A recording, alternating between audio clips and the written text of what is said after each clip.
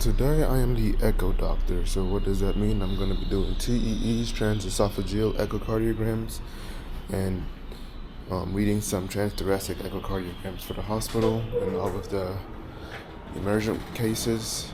Hopefully it's not too bad, but typically Wednesdays are bad days, so you never know. So the stereotype about a lot of doctors is true. We do lose items very frequently, pens, but unfortunately this lighting looked a lot better. I've lost my stethoscope and I've lost it for a long time, so I'm always trying to look for it every now and then, but still can't find it. I do have an emergency one, but of course I lost my favorite one, and it's usually your favorite one that you always lose, but not the emergency one. That emergency one I've had for like 6 years now, and I've tried to lose it and end up finding it, which is a good thing. I think I finally got myself situated now, so preparing for the day. I think I have about 10 total cases, and it fluctuates throughout the day because if there's an emergency or an urgent case that needs to happen, then we'll talk with the anesthesia team to see if we can potentially get it put on for today. And on the other hand, if there's some people who are a little bit unstable for procedures, then we may have to stabilize them a little bit further and then postpone the procedure to another day. So now I'm just gonna kind of prep for the day, look at some clinic charts while waiting for the first case. A lot of times with the TEs that I'm doing for the hospital, there's also outpatient cases that needs TEs, such as ablations. So I think I saw at least one or two of them that needed it. So gonna, most likely wait for that one to be called first because they're typically straightforward to look for a clot in the part of the heart known as the left atrial appendage.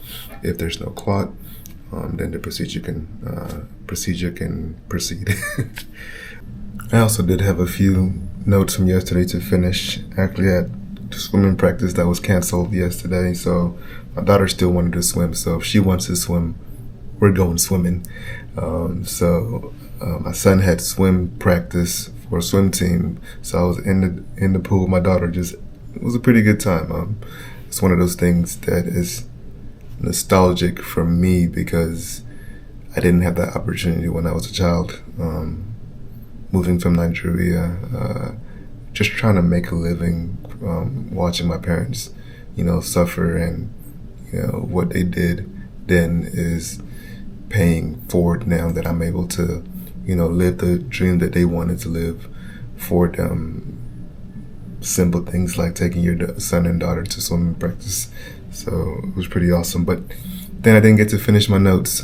Came back tired, and then little man wanted me to put him to sleep. And yesterday it was so hard to put him to sleep. Like, he fought through every story.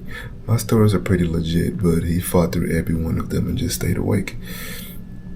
It was interesting. I finally just told him, close your eyes, and he went to sleep within 45 seconds. So, the hack is if your kid can't go to sleep, just tell him to close your eyes. And I was playing them stories on YouTube. I was telling him stories, staying awake. I think me telling him a story and him listening to a story was basically cueing him to stay awake. And then when he finally had silence, it wasn't even a minute. It was probably 45 seconds of silence, went to sleep because he was dog tired. He's like my wife. If there's an opportunity to be awake, he's going to be awake. But if you give him an opportunity to sleep with silence, he was knocked out. But because of that, I still have 1, 2, 3, 4, 5, 6, couple of questions to answer and 5 notes to finish before starting with the first TE. So hopefully I'll be able to show you guys what a typical TE looks like. I'm not going to be, of course, showing any patient information, but probably some raw data from Google Images just to show you what we're looking for and examples of things that we find from time to time during today. 14 dose 0 heart monitor, next line indication, bradycardia, next line rhythm, sinus, next line ventricular tachycardia, 3 episodes of non.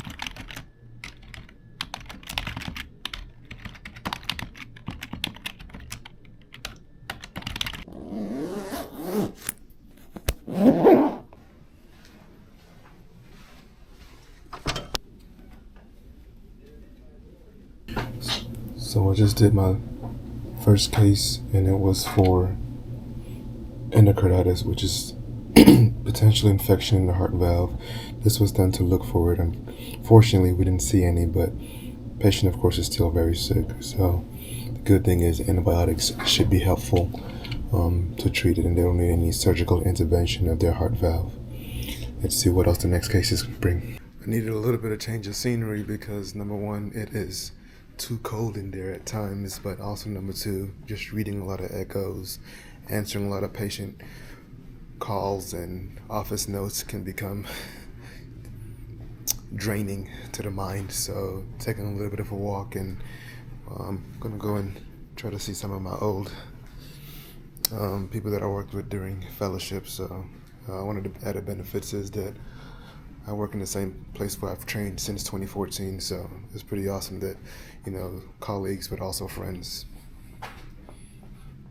Yeah, I'm not gonna lie. That was a crazy day, and it's not even that was a crazy day. This is a crazy day because it's still ongoing. Thankfully, my inpatient / in the hospital requirements have been completed with the TEEs, but now I still got a bunch of TTEs to read, transthoracic echocardiograms to read, but I can do it at my own pace at home. All my stat ones have been completed. The most common reason that I saw did procedures today was for atrial fibrillation in one way or another. The first one is going to be for getting someone back into normal rhythm. This is known as a cardioversion. For some individuals, especially, they've been started on blood thinners. You can't just shock them back into normal rhythm. You actually have to make sure there isn't a clot. And a clot in a specific place of the heart known as the left atrial appendage. So we do the TEE to make sure there's no clot in the appendage. If there's no clot, we can safely put them back into normal rhythm. If there is a clot, then we have to put them on blood thinners for at least 3 to 4 weeks, and then repeat the TEE again to make sure there's no clot.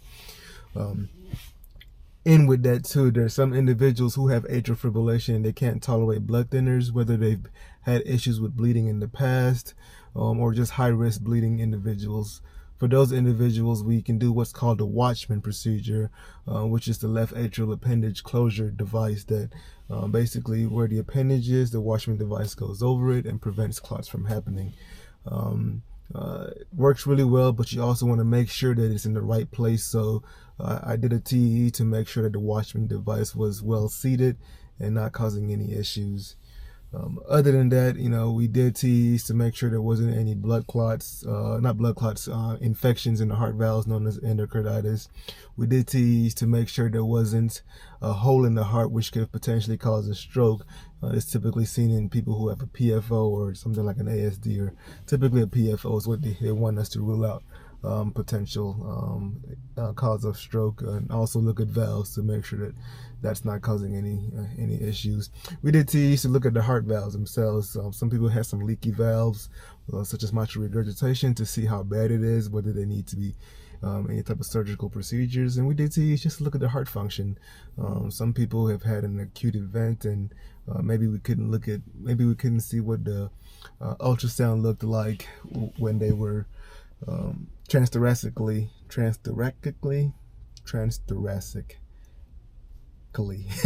but we couldn't see it well. So you do a TE to take a better look at it. So that part was a little bit stressful. And then towards the end, get a stat request for an echocardiogram for potential fluid around the heart. This is known as a pericardial effusion, but this one was interesting because they wanted to make sure that the fluid wasn't compromising the way that the heart was squeezing. And a lot of it depends on how quickly that fluid has built up. You can imagine if someone has had fluid build up slowly over time, they can tolerate it a lot better than someone who just didn't have any fluid yesterday and now they have fluid, and it's compressing the way the heart squeezes, causing something called tamponade. This one actually did show tamponade, so now I let the interventional cardiologist know that, because the next step is going to be a pericardial centesis where they basically drain that fluid out. So that kept me busy, but it also kept me backed up in doing the regular reads for the hospital, other than the acute ones, the ones that needed to be done urgently. So now I get time to read that and just read it on my own pace. One of the things I'm also going to be doing is start studying for my boards. So my goal is give myself at least 3 to 4 hours to finish all of that, take a little bit of a break, and then towards the nighttime give about 45 minutes to an hour and a half in studying for the board. So very crazy day. Wanted to give a little bit more, but as the madness continued, it's just how it is. You just have to be willing to adapt as a cardiologist. So the day was crazy, and who knows what's next going to happen. Even though I'm off from reading, if anyone needs any help, I can potentially always help do some reads and things like that. But that's the typical day of a non-invasive cardiologist, but on for echoes, both transthoracic and transesophageal echocardiograms.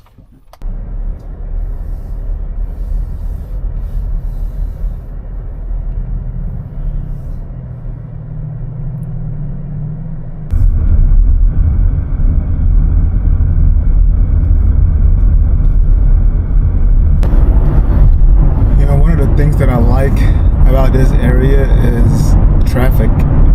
People complain about traffic here, and I can understand from their perspective, but being that I grew up in Atlanta for several years, when we moved from Nigeria,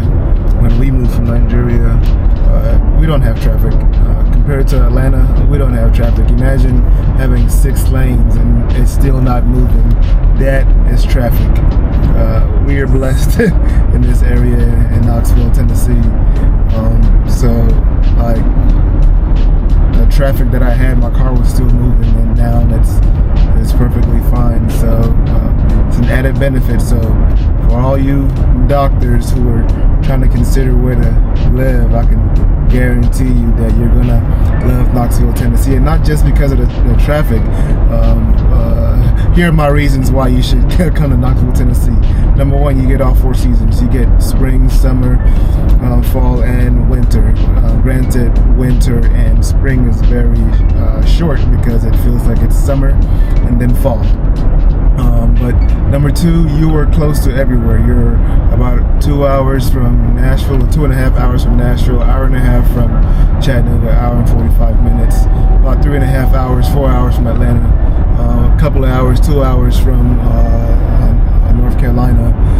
And with having the Carolinas, you're able to go skiing, and snowboarding or winter activities. But you got the Smoky Mountains. You're not going to beat it. One of the things that's interesting is when our daughter was basically born, definitely within 6 weeks. I want to say 5 weeks. We went to Disney World and we went to SeaWorld. It was for me, not for my kids, because I got to experience a childhood that I wanted to go to Disney World and SeaWorld. And I gotta be honest, I wasn't overwhelmed. Why? Because of Knoxville, Tennessee. We got Dollywood, and we got Splash Country, and we got Smoky Mountains. So basically, we have Disney World and SeaWorld and Disneyland in our backyards. You got the Smoky Mountains, you got the cabins, you got everything. If anybody ends up buying a house or moving here because of me, you better put me as a reference, because I deserve credit for it. But yeah, it's pretty awesome.